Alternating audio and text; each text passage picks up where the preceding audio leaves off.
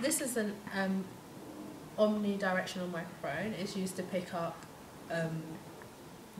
ambient sounds, and this is a directional microphone, and it's used to pick up dialogue.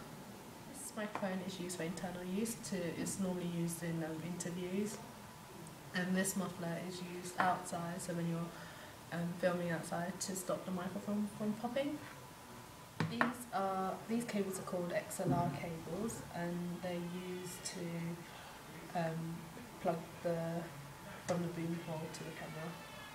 These are called radio mics, and they're normally used in interviews to pick up small sounds, your dialogue.